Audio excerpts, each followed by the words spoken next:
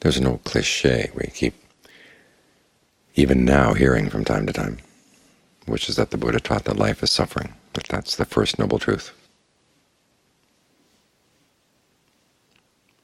Actually, if he said that, it would have been pretty useless. What he actually taught was something much more useful. Suffering is clinging, and clinging comes from craving. In other words, the suffering comes from something we're doing. And the good news is we don't have to do that. We can do something else that doesn't cause suffering. That's the path. But first we have to understand what we're doing, what the clinging is, what the craving is, which is why we get the mind into concentration, get it to settle down so we can watch the mind in action. And sometimes it takes a while for it to settle down. In that case, you have to be patient, because if the mind is restless and you're impatient with your restless mind, that just stokes the fire. So find some spot in the mind, find some spot in the body and the breath that's relatively still. And then as for the rest of the mind, just let it chatter for a while. One of the basic principles of the practice is that we're practicing in an imperfect world and an imperfect mind. We can't wait for everything to be perfect for us to practice. We have to make a little space for ourselves in the midst of all the imperfections out there and in here, and hold on to that space, and be very patient with everything else. Just try to be as tenacious, though, as you can, sticking with that spot. And as things begin to settle down, you can see more clearly what the mind is doing. The Buddha defines discernment in several ways. One is that the discernment into arising and passing away that is penetrating, which means first you have to see things arise and pass away in the mind.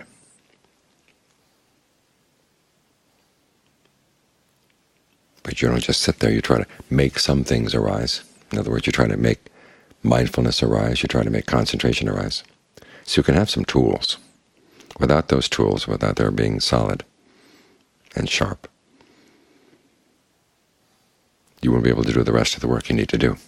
So it's not just a matter of watching things come and go, but realizing you're playing a role in that. This is where the other definition of discernment comes in, is insight into fabrication. In other words, what is the mind doing? How does it shape its experience?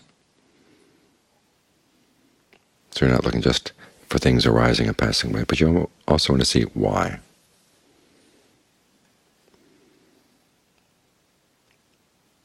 This is why playing with the breath, trying to get the mind into concentration, is an important part of discernment, because you can watch things arise and pass away for your whole life without getting involved in them, and you would never know what was a cause for what. This thing comes, that thing goes, this thing comes with this thing. Well, are they actually connected, or is it just a coincidence? You wouldn't know. But if you actually mess around with things a bit, or even better, try to make something good out of the arising and passing away, you develop some standards.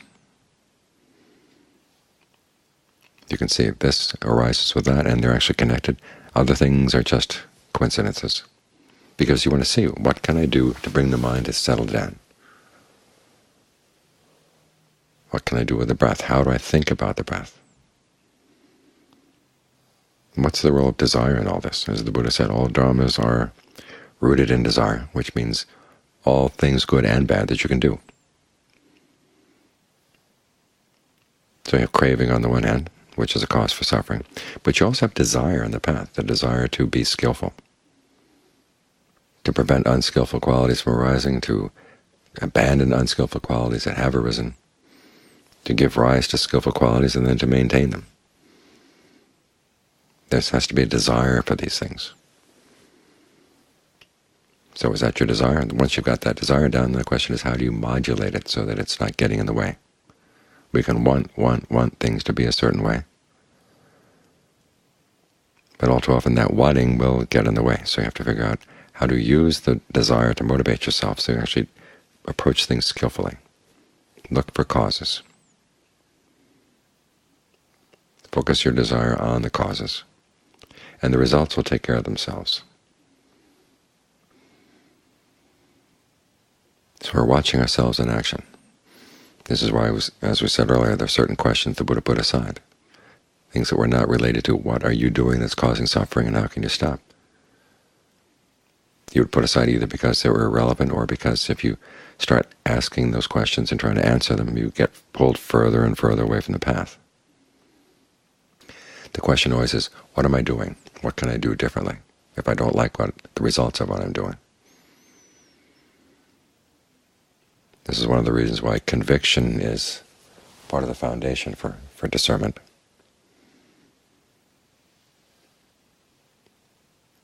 Conviction and the principle that your actions really do make a difference, that when you do something you're responsible, and they have an effect.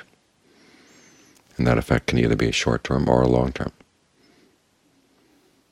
These are all things we have to take on conviction because there is no real proof. There's only a pragmatic proof. If you believe, say, in determinism, that your actions were not your responsibility, that you were forced through some outside force to act in those ways,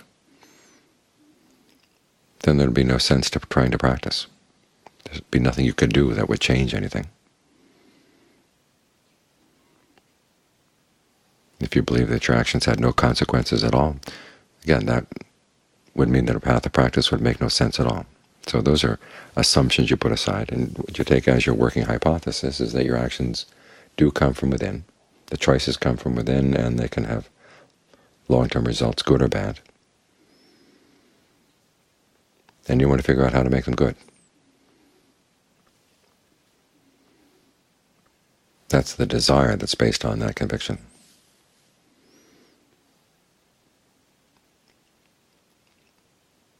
So discernment isn't just a matter of sitting passively and observing things. You have to have some conviction and have some desire to figure out your actions.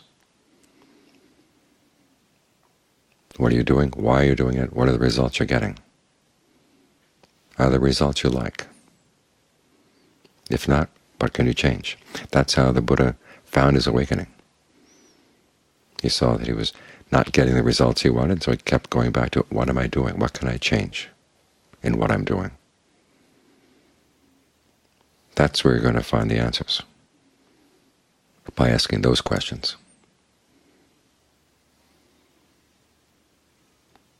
And if for the time being you can't figure out anything, well, just sit there and watch.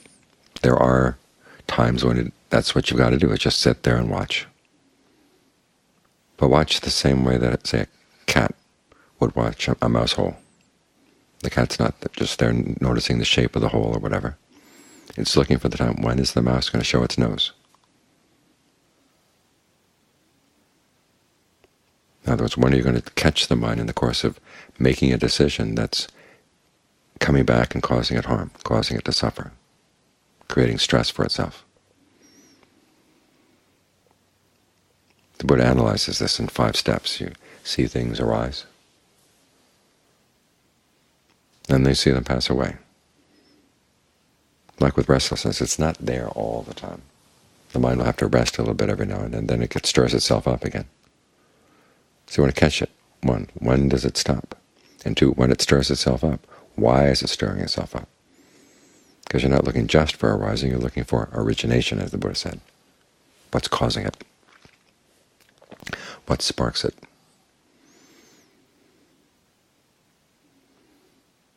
Sometimes you notice that when the thoughts of sensual desire, there's just a slight irritating feeling in, say, your hands or some other part of the body. And you immediately go running off with the thought of something you'd like to think about, as we're getting away from that slight irritation. Sometimes it can be very slight. The point of this is to see that a lot of your decisions for thinking about things are arbitrary, and a lot of the sparks that get the mind going are pretty minor.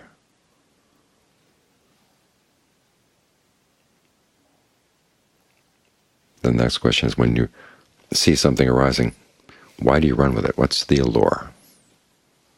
What do you like about this? And again, you have to watch these things again and again and again, because all too often the allure is something you're not particularly proud of. You don't like to admit to yourself, well, I've got these crazy notions about why I would like to think in these ways, or why I should be thinking in these ways.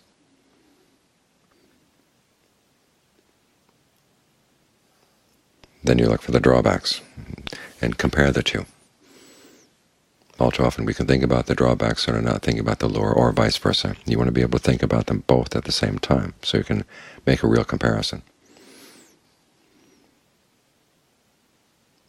And when you can see that the action is unnecessary, then you can drop it, if the drawbacks outweigh the allure. This is how we get past things. This is where real discernment lies, seeing that we don't just take the Buddha's teachings as abstractions, but they're directions for how we can change the way we act, so that we don't have to suffer.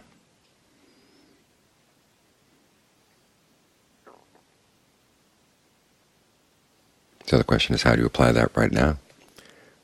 Well, it depends on the state of the mind. If the mind finds it easy to settle down, okay, let it settle down. Let it get really solidly based.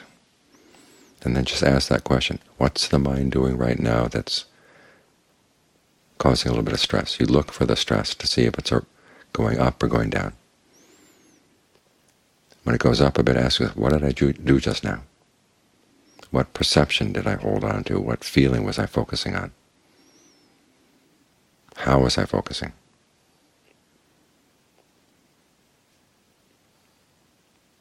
If the mind can't settle down, you tell yourself, how can I be patient with this, so that my irritation about the disturbances in my mind doesn't add more disturbance?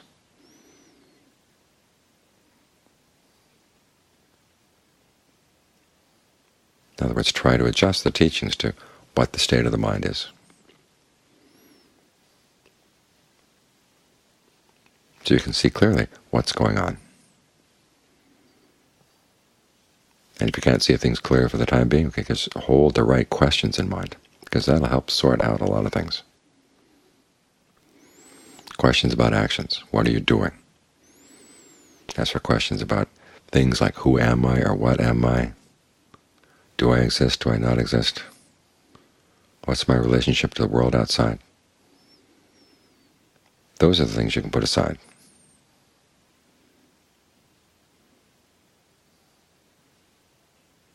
Because as the Buddha said, the problem is not with the world outside or with life in general. The problem is actions in the mind causing suffering. And then he teaches you the tools.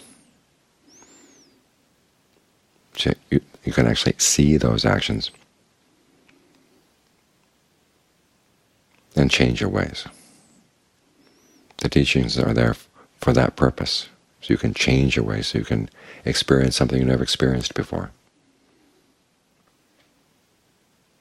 A mind totally free of suffering. That's where all this is aimed.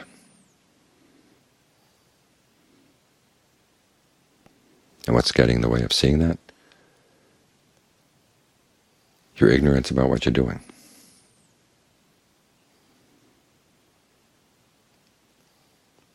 So keep your attention focused right here, and discernment is bound to arise.